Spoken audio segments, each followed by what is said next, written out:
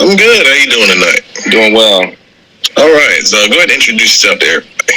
Hi, my name is Brock Morgan. I'm number 43 for the AL Brown Wonders. I play linebacker and tight end. All right. Very good. Very good. Brock, I wanted to start this with just asking you. I've seen all the tweets of you doing so many different things in the community, which I think is awesome. Talk to me a little bit about what motivates you to do that stuff and to give back to your local community so much. I really have to think about the Black Lives Matter movement, and then obviously the deaths of George Floyd, Breonna Taylor, Ahmaud Arbery, and many others. That inspired me to kind of do my best to make a change within the community. Man, that's awesome. That's awesome. I mean, for someone at your age to recognize the world needing, more people to do stuff in the community and try to make a difference on the local level, that's really awesome, man. That's really awesome. Thank you. I appreciate that. Yeah, I want to commend you for that. And I'll tell you, you are the only athlete that I know that, consistently puts out there the academic stuff that you're doing, visiting schools and things of that nature. And, that's really refreshing. It really is. But let's talk about on the field. In your opinion, what are your strengths at the linebacker and tight end position, as you mentioned? I would definitely say leadership. As the Mike linebacker, you're the quarterback of the defense. The defense has to trust you in order to make the right calls. At AL Brown, we run a gap scheme defense, so making those calls is very important. Getting as many green and white jerseys to swarm the football as we can.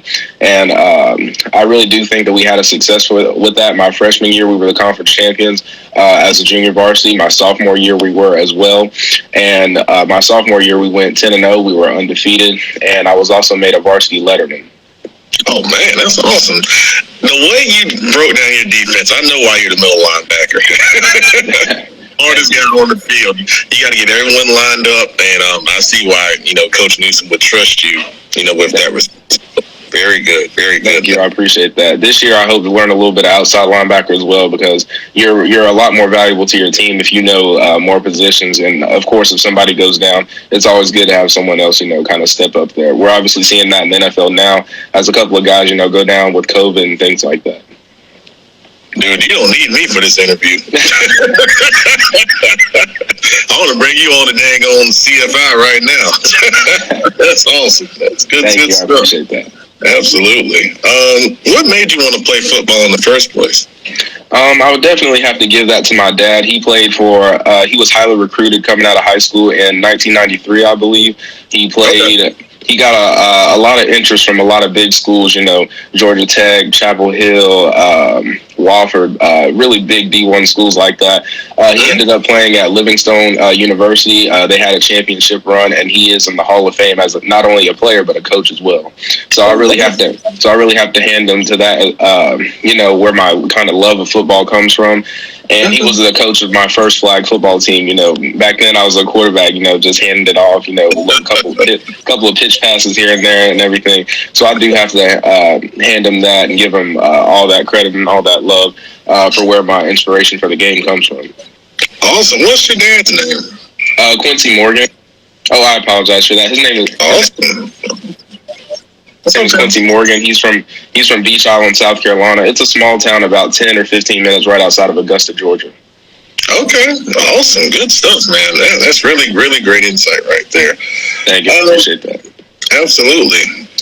What's your best memory playing high school football so far?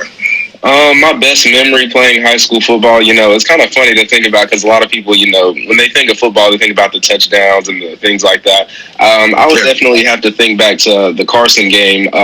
We were down real close to the red zone, and I remember I pancaked this guy and I just stood over top of him for a little bit. And so that's kind of my best feeling, really, because if you're blocking, it's one-on-one right there. And so that's something. So blocking is something I do enjoy, and obviously being an asset to your team any day is a good thing.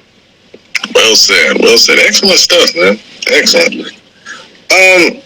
So you mentioned leadership as one of your strengths. So as a leader on this team, what can you do to make sure that this team's successful this upcoming season?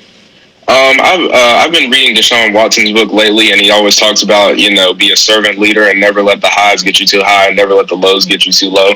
And so one thing of reverence that I think we can pull from that is lead by example. So if you're running through the line like you're supposed to, if you're doing all your reps in the weight room, I believe good things will come out of that.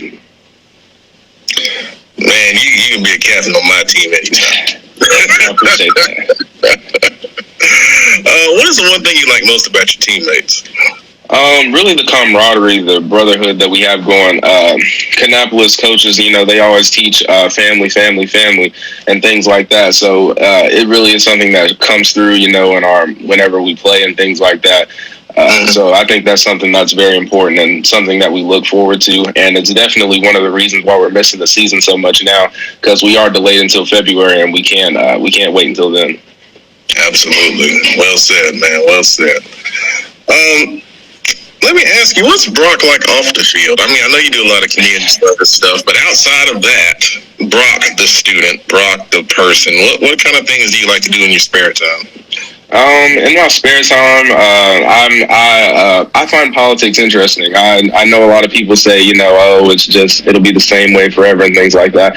But I enjoy politics. I enjoy kind of like the checkers and chess match, between the House, the Senate, the executive branch, and just watching things play out. And it's important now more than ever, especially with the presidential election coming up this November. So I think it's something that everybody can benefit from as far as being educated by and things like that. And so that's something that I find important, and hopefully I'll go into politics later in life, possibly. Yeah, your Instagram name says "I am President Brock." So yes, that's something you want to be. You want to be president one day. Yes, sir. I do think that it's a lot of power to do a lot of good. And even if you do have, a Republican Congress, there's still a lot of options you have. You can do public events, executive orders, things like that. And plus, it's $400,000 a year. That's $1.6 million per term, and that's not a bad paycheck either. Dude, I swear, I wish I was your coach. I'm not. Exactly. You are an impressive young man. My goodness. I appreciate that. That means a lot. Yeah. Let me ask you, who do you want to thank for your success on and off the football field so far in your career? I would definitely like to thank my parents. We're brought up in a household to, where our opinions are valued, our voices matter. And they always teach and tell us, if you think something's not right, stand up for yourself. They've never taught us to be loud or flamboyant or disrespectful or nasty about it. But if there's something that you feel that you aren't represented well, or you feel that something isn't right, that you should speak up for it, you should stand up for it. That's what inspired me to start the petition for to change the name of Woodrow Wilson to North Kannapolis Elementary School. That was my first of two petitions, and I started a second one to get a Black Lives Matter mural downtown. And combined, those two petitions have received about 3,000 signatures in total. And that Black Lives Matter one hoisted me in a position to have a meeting with our town's mayor, Daryl Hennett, and he appointed me to the chairman position of the Kannapolis Youth Council. And so we'll have applications opening up very soon. It'll be for children, people who are my age, that either attend Northwest Cabarrus or A.L. Brown. Yeah, you beat me to my next question, but that's incredible, man. That's incredible. It's so refreshing to see young people influencing change in the manner that you're doing it. And I want to commend you. I want to commend, your fellow, young students with you that are doing that. That's what we need in this world. We need your generation to step up and say, hey, we don't want it to be this way. And, I think you're leading a great charge and a great effort right there. And it starts on the local level, and that's how things get started to change on the state level and the national level. So that's really awesome, man. We got a number of people watching. I see some comments of people supporting you, which is awesome. Is there anything you want to say to the people that are watching this now and that are going to go back and watch this later on? I just want to say thank you to everybody who tuned in tonight and everybody who might tune in later. And going back to your point about what you said earlier, I've said it before and I will say it again. Petitions are nothing without the people who sign them, just like candidates are nothing without the people who vote for them. So I just want to thank the community, who pushed it and really got behind it and was a part of this change just as much, if not more than I was. when you run for local office, you let me know. I'm gonna support you. Yes, sir. We'll do. Awesome, man. Is there anything else you want to discuss, man? I think this has been excellent. No, sir. I just thank you for the opportunity. Thank you for your time and exposure. And thank you to everybody who's watching, everybody who supported in the comments, and everybody who has or will promote this. I appreciate that.